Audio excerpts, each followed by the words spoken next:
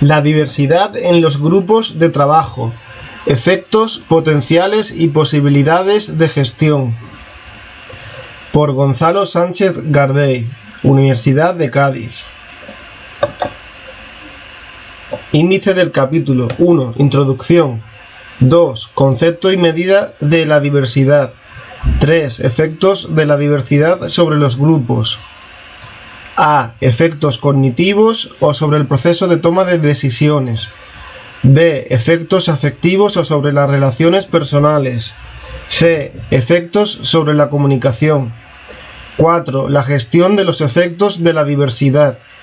Prácticas de dirección de los recursos humanos. 5. Resumen y conclusiones. 6. Referencias. Introducción.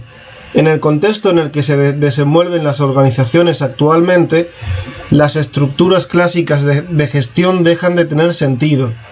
Las empresas tradicionales, monolíticas e interesadas únicamente por obtener beneficios económicos de manera inmediata tendrán dificultades para competir en un entorno que cambia cada vez más rápido.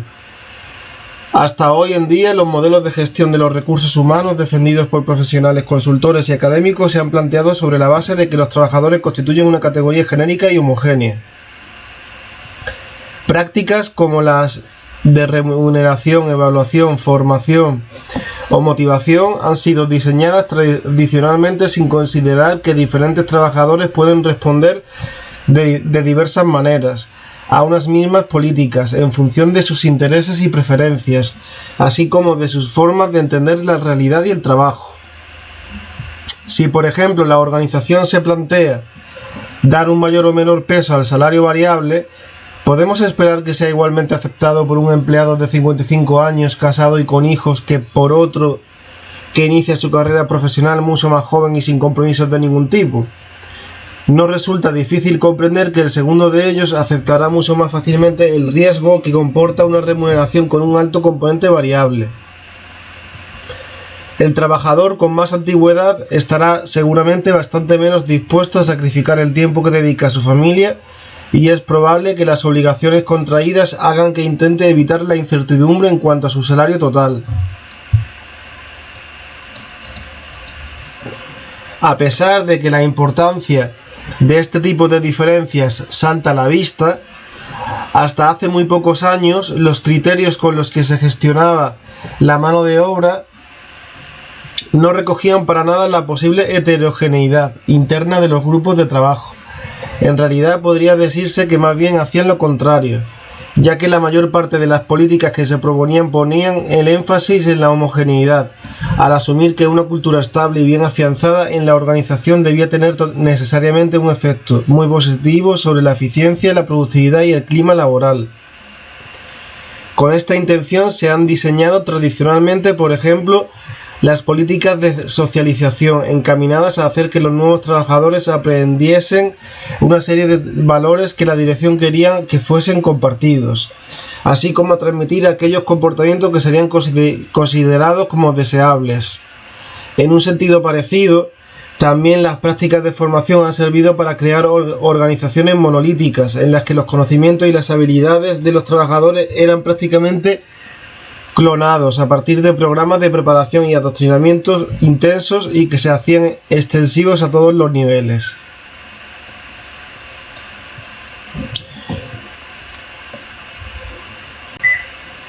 Podríamos seguir repasando todas y cada una de las acciones de gestión de los recursos humanos y nos daríamos rápidamente cuenta de que el tipo de organizaciones a las que han dado lugar choca frontalmente con los requisitos que imponen los nuevos entornos, caracterizados por la complejidad, el dinamismo y, como hemos visto, por una creciente heterogeneidad en los mercados de trabajo. ¿De qué sirve, por ejemplo, diseñar un sistema de compensación igual para toda la organización si tenemos trabajadores con intereses y preferencias muy diferentes? ¿Responderán hoy en día todos los empleados de igual manera ante unos mismos incentivos? ¿Tendrán todos los mismos intereses formativos?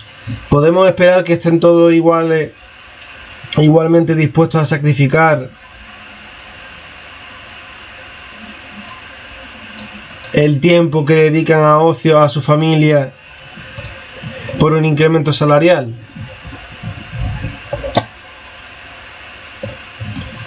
o por una promoción a un puesto superior. Estas dudas, que vendrían hoy en día a la mente de cualquier directivo con responsabilidades de gestión de los recursos humanos, pone de manifiesto que es necesario cambiar el modelo con el que las organizaciones gestionan los aspectos relacionados con las personas. No obstante, antes de analizar la manera en la que la diversidad puede ser gestionada y aprovechada por las organizaciones, vamos a dedicar algo de tiempo a estudiar cuáles son las fuentes de esta transformación demográfica, lo que nos ayudará a comprender todas las implicaciones que puede tener sobre el funcionamiento de los grupos de trabajo. A grandes rasgos podremos decir que los recursos humanos de las organizaciones son cada vez más diversos debido a 4 cambios recientes. Globalización. El incremento en la internacionalización de la actividad de las empresas hace que se intensifiquen notablemente sus contactos con otras áreas geográficas y otras culturas en las que venden sus productos, compran provisiones o reclutan mano de obra. Ante esta situación, algunas organizaciones prefieren mantener estructuras centralizadas, etnocéntricas, y dirigir las unidades internacionales con trabajadores expatriados desde la central. Sin embargo, en muchos casos es necesario acercar la gestión de estas subsidiarias internacionales a los entornos locales, por ejemplo, contratando a trabajadores y directivos en el país de destino. Esta tendencia plantea nuevas condiciones para la gestión de los recursos humanos, que tiene que afrontar ahora retos como la explotación de trabajadores, la adaptación de las políticas a las legislaciones y culturas locales o la coordinación de equipos de trabajo transnacionales.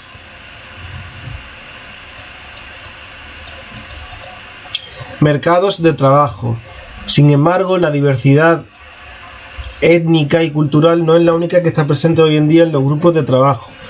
Transformaciones en la estructura demográfica de los mercados laborales, como la progresiva incorporación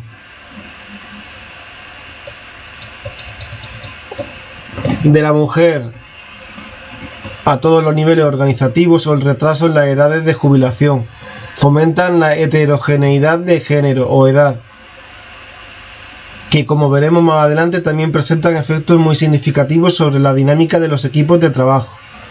Nuevas estructuras empresariales. Estrategias como la cooperación entre empresas, las fusiones y adquisiciones o las alianzas interorganizativas suelen requerir para su implantación la constitución de equipos con trabajadores procedentes de diferentes organizaciones, que aportan por tanto diferentes culturas de empresa, diferentes conocimientos y diferentes maneras de entender el trabajo, a pesar de que este tipo de diversidad no sea tan visible y tan aparente como la heterogeneidad de edad, género o nacionalidad. También presenta una influencia importante sobre la manera en la que los grupos desarrollan su trabajo, toman decisiones y resuelven problemas.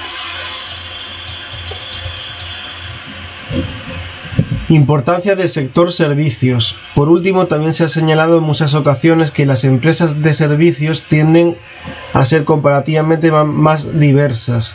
La importancia que en estas empresas tiene el trato al cliente hace que sea estrictamente necesario para ellas contar con plantillas que reflejen la diversidad de sus consumidores. Un claro ejemplo de esta tendencia puede ser la política de buena parte de los bancos españoles de contratar para sus oficinas en grandes ciudades a trabajadores inmigrantes con la intención de acceder a la creciente comunidad sudamericana o africana. 2. Concepto y medidas de la diversidad. A pesar de que a simple vista el concepto de diversidad puede parecer sencillo de comprender, veremos cómo en realidad su definición resulta en realidad compleja. A grandes rasgos, podríamos decir que la diversidad es una propiedad de los grupos de trabajo que mide la heterogeneidad de sus componentes en relación con una serie de características personales. Sin embargo, este concepto nos dice poco si no somos capaces de perfilar dos cuestiones: el tipo de atributos que estamos valorando y las posibles relaciones que pueden darse entre diferentes tipos de diversidad. ¿Funcionará igual un grupo que sea muy heterogéneo en cuanto a la procedencia de sus miembros que otro con un grado muy elevado de diversidad de género? ¿Podemos esperar los mismos efectos de la diversidad de edad que el de la diversidad étnica? La respuesta a todas estas preguntas parece clara, pero la situación se hace aún más compleja si consideramos que las características que describen la diversidad de los miembros del grupo pueden estar relacionadas unas con otras. Por ejemplo, será lógico pensar que miembros de un mismo grupo con edades muy diferentes presenten también grados de experiencia diversos, o que los equipos con una elevada diversidad de procedencia sean igualmente heterogéneos en cuanto a los valores de sus trabajadores. Por tanto, para conocer las consecuencias verdaderas de la diversidad, será necesario en primer lugar definir los atributos en los que los individuos pueden diferir. A grandes rasgos podríamos decir que los grupos de trabajo pueden presentar dos tipos de heterogeneidad.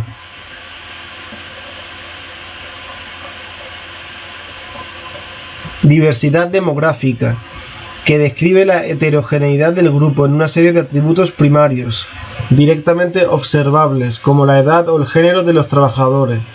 Dentro de esta categoría podremos precisar aún más y diferenciar entre un primer grupo de atributos que denominamos inmutables, que no pueden ser cambiados o reconocidos por los individuos: edad,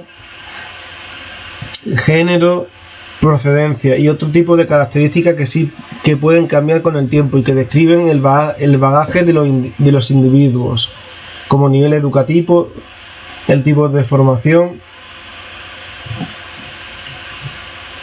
recibida, la antigüedad y las áreas de la empresa en las que has desempeñado algún tipo de actividad. Diversidad de capital humano. Junto a la diversidad demográfica podemos considerar un segundo tipo de heterogeneidad, no tan visible pero que también presenta efectos significativos, incluso más intensos que la anterior. Es lo que se conoce comúnmente como diversidad de capital humano, es decir, la diferencia entre los miembros del grupo en cuanto a sus conocimientos, habilidades y destrezas, donde reside verdaderamente el valor que las personas aportan a las organizaciones. Si centramos nuestro análisis en esta dimensión de la diversidad, podríamos darnos cuenta de que los equipos de trabajo pueden diferir en los siguientes aspectos. Conocimiento de los procesos de trabajo. Habilidades, es decir, aptitudes no necesariamente técnicas, saber hacer el trabajo, aunque relacionadas con otras cuestiones igualmente importantes para el funcionamiento del equipo, como las capacidades de los trabajadores para percibir y procesar información, las capacidades de reflexión, de trato con otras personas, etc. Hay muchas maneras de enfocar cada uno de estos procesos, y la presencia en los grupos de trabajadores que los afrontan de manera muy diferente puede tener efectos importantes sobre cómo se desarrolla el trabajo, sobre los niveles de conflicto interno. Experiencia.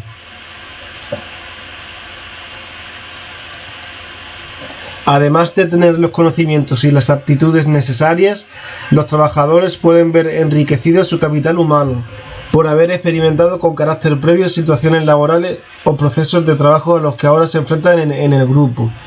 La presencia de personas con grados y tipos de experiencia dispares fortalecerá, como veremos más adelante, el rendimiento del colectivo, que como consecuencia de ello será mucho más capaz de tomar decisiones y resolver problemas complejos. Valores. La cultura del grupo no es otra cosa que la integración de los valores de todos sus miembros. Como consecuencia de ello, no resulta difícil comprender que, cuando el conjunto es muy diverso, la presencia de una cultura compartida fuerte será poco probable. Por el contrario, las dinámicas de grupo se caracterizarán mucho más por el conflicto de intereses y la confrontación de perspectivas, algo que, como tendremos ocasión de ver más adelante, no tiene por qué ser necesariamente negativo, sino que más bien enfocado puede ser incluso un punto fuerte del equipo de enorme importancia. Pensemos, por ejemplo, el efecto que podría tener sobre un conjunto de directivos la coincidencia de personas con grados muy dispares de aversión al riesgo. Seguramente las decisiones finales que se adopten conseguirán un balance idóneo entre innovación y prudencia. Es difícil de conseguir cuando todos los trabajadores comparten unos mismos valores.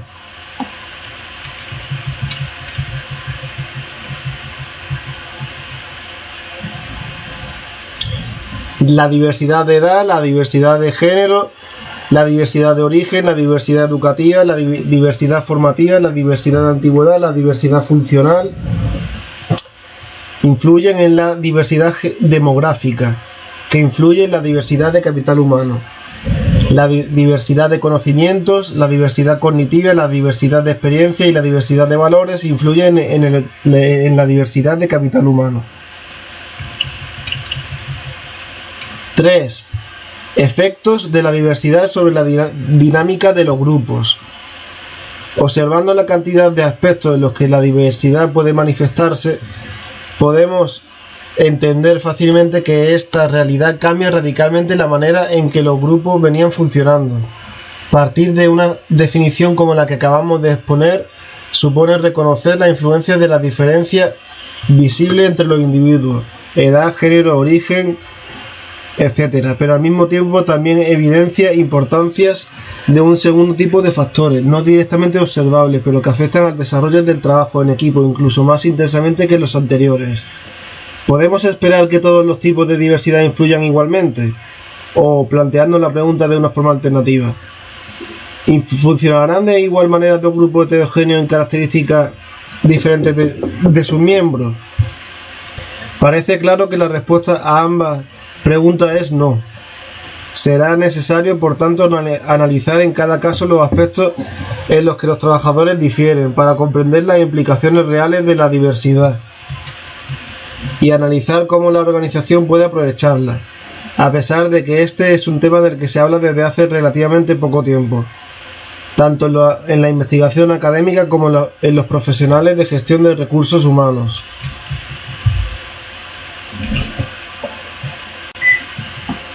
Se han descrito muchos posibles efectos de la heterogeneidad sobre el funcionamiento de los grupos. Tratando de reorganizar todas estas explicaciones, Mickens y Martin publicaron en 1996 uno de los trabajos más influyentes sobre diversidad de las fuerzas de trabajo que se han escrito recientemente, en el que presentaron una revisión muy completa de las investigaciones realizadas hasta el momento. En base al trabajo de estos autores podemos agrupar las consecuencias de la diversidad en tres grandes tipos de efectos: 1. Cognitivos, 2. Afectivos y 3. Sobre la comunicación.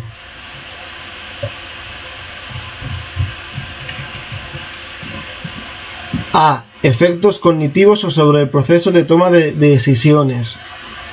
En el desarrollo de su trabajo, por rutinario que pueda parecer, cualquier grupo necesita recoger información e interpretarla para, a partir de ella, tomar decisiones y resolver problemas. Esta dinámica, que recibe el nombre de proceso cognitivo, se desarrolla de una manera muy especial cuando el colectivo es muy heterogéneo, especialmente en aquellas características que hemos denominado de capital humano. Cada individuo aporta un esquema mental diferente, es decir, una manera particular de percibir y utilizar la información. Esto hace que ante un mismo dato, por objetivo que sea, puedan darse múltiples interpretaciones. Hasta hace no mucho esto se veía como un riesgo para los equipos de trabajo, ya que podía desencadenar en conflictos innecesarios que entorpecerían su funcionamiento, restando agilidad y capacidad de respuesta al grupo. Por el contrario, se defendía la cohesión y el establecimiento de lo que se conocían como significados compartidos, como principios básicos. Sin embargo, un análisis más profundo de los efectos de la diversidad revela que, aunque es cierto que la igualdad de planteamiento garantiza unos niveles mínimos de eficiencia en la toma de decisiones, desaprovecha otros beneficios que pueden resultar mucho más interesantes. De hecho, se ha demostrado suficientemente que las diferencias entre los miembros de un grupo de trabajo en cuanto a sus esquemas mentales, valores o conocimientos provocan mejoras sustanciales en aspectos como la eficacia de las decisiones, que resultan de mayor calidad y más adecuadas a los problemas que se pretenden abordar, la eficiencia de las soluciones, que se toman con menores costes o a mayor velocidad que en grupos homogéneos, la creatividad o el grado de novedad de las soluciones que se plantean.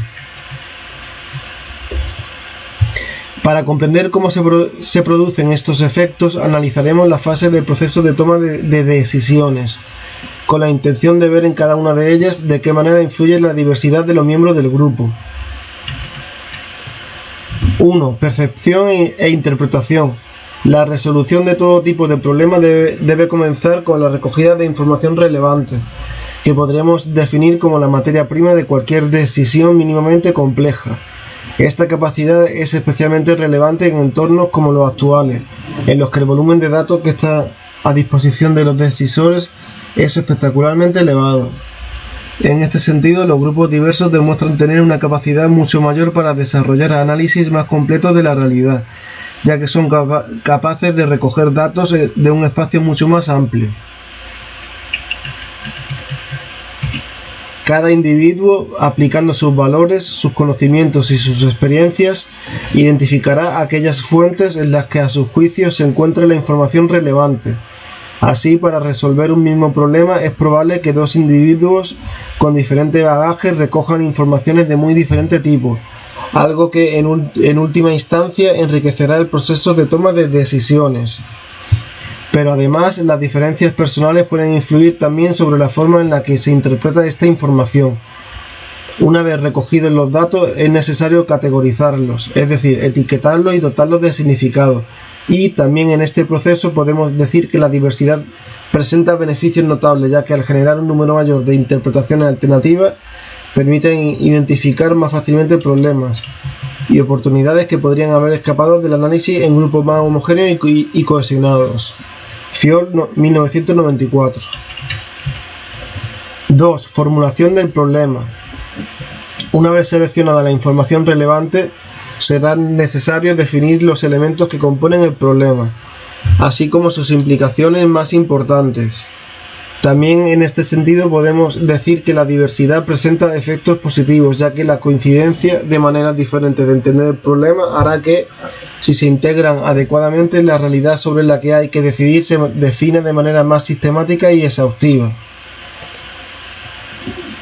Así, será menos probable que se deje sin considerar alguna dimensión importante del fenómeno. De hecho, es común que personas muy diferentes de los demás aporten planteamientos que al resto se le hubiesen escapado o a los que nunca se hubiese concedido la importancia que tienen para estos trabajadores.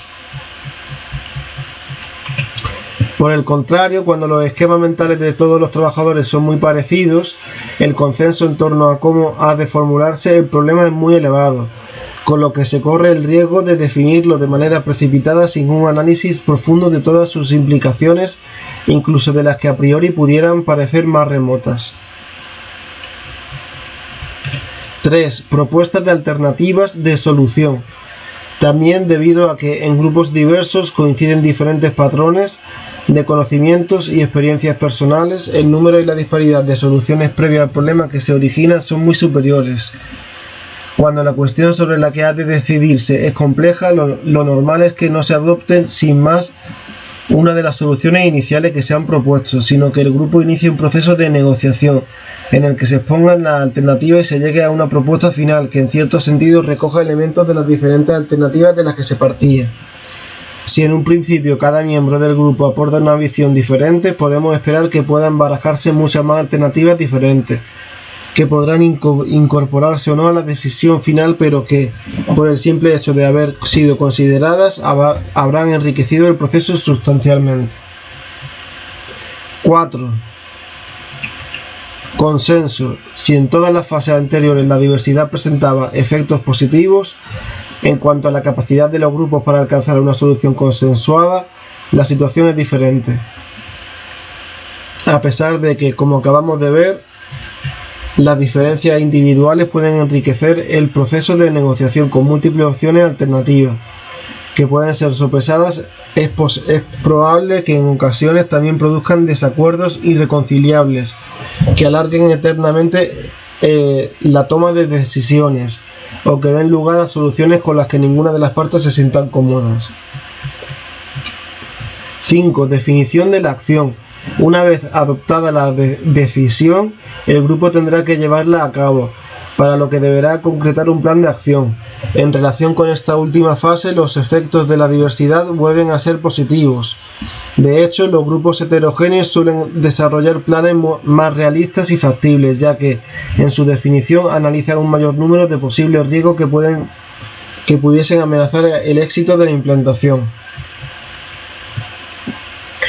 La conclusión que se desprende de todo lo dicho hasta el momento es que si se gestiona adecuadamente el proceso de consenso, la toma de decisiones en grupo caracterizados por la diversidad de sus miembros puede enriquecerse, debido a la presencia de pensamientos divergentes o contraargumentos que aportan nuevas perspectivas o nuevas fuentes de información. B. Efectos afectivos o sobre las relaciones personales. Parece lógico pensar que las consecuencias que acabamos de analizar no serán los únicos efectos que la diversidad presenta sobre el funcionamiento de los grupos. No podemos olvidar que los equipos de trabajo son uniones de personas que se relacionan mutuamente, por lo que el proceso de toma de decisiones se producirá no de manera aislada, aséptica, sino en el marco de un conjunto determinado de relaciones interpersonales. Podemos esperar que la relación que se establezca entre dos compañeros de trabajo de edades muy similares con la misma titulación o que entraron con la empresa al mismo tiempo sea muy diferente de la que estos establecen con otros miembros del grupo con los que no tienen tantos puntos en común. En términos generales, la dinámica de relaciones internas en grupos diversos está dominada por lo que en psicología se denomina procesos de categorización e identificación social. Según estos principios, los individuos que comparten unas mismas características tienden a agruparse informalmente en subgrupos con los que se identifican plenamente. De hecho, unirse a uno de ellos sirve a las personas para identificar su posición en el colectivo y, en la medida de lo posible, legitimarse frente a aquellos que son percibidos como diferentes. Cuando alguien entra en el grupo, permanece errante hasta que encuentra un colectivo con el que vincularse. Desde ese momento todos saben cuál es su posición y qué puede esperarse de él. De hecho, uno de los principales problemas que plantea la constitución de estos subgrupos es que favorece la aparición de estereotipos. Es decir, se tiende a pensar que todos aquellos que se unan a un conjunto determinado tienen unos mismos valores y unos mismos patrones de comportamiento. Cuanto más homogéneos sean estos subgrupos internamente, más radicales serán sus posiciones y con más vehemencia las defenderán frente al resto. Los individuos que forman parte de ellos buscarán en su seno la información que requieren, así como el apoyo que necesitan para desempeñar su trabajo. Como consecuencia de ello, todas las ventajas potenciales de la diversidad que describimos en el apartado anterior desaparecerán, y más que como un colectivo diverso, el grupo funcionará como un conjunto de guetos homogéneos y prácticamente desconectados unos de otros, los que afectarán notablemente a aspectos como 1. La cohesión del grupo.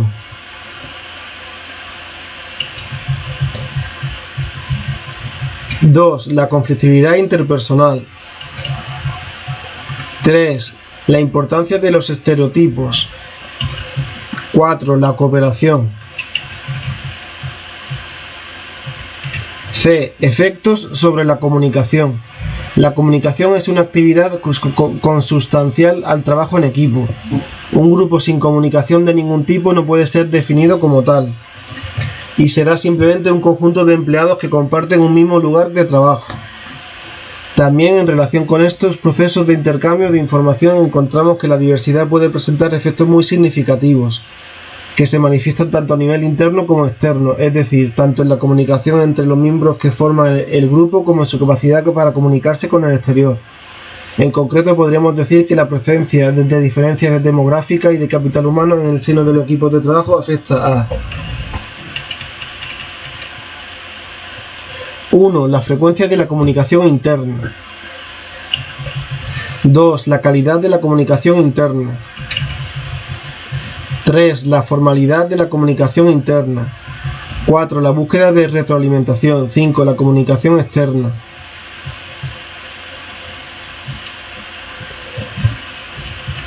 La primera conclusión que salta a la vista de la revisión de los efectos de la diversidad que acabamos de exponer es que no es posible afirmar que los grupos en que conviven trabajadores muy diferentes sean por naturaleza más o menos eficientes. Hemos podido observar que la diversidad presenta consecuencias tanto positivas como negativas, y que en ambos casos las implicaciones que se derivan de ellas pueden llegar a ser muy importantes. Llegados a este punto, la siguiente pregunta que debemos hacernos es: ¿de qué depende que un grupo diverso funcione mejor o peor? Como veremos a continuación, la respuesta puede encontrarse en la manera en la que la diversidad se gestiona. En el siguiente epígrafe veremos cómo la gestión de los recursos humanos cumple una función crucial en este sentido. A través de una determinada orientación de prácticas como la formación, la socialización, la evaluación o la compensación de los trabajadores es posible conseguir un doble objetivo. 1. Minimizar las consecuencias negativas de la diversidad. Y 2. Aprovechar al máximo sus beneficios potenciales.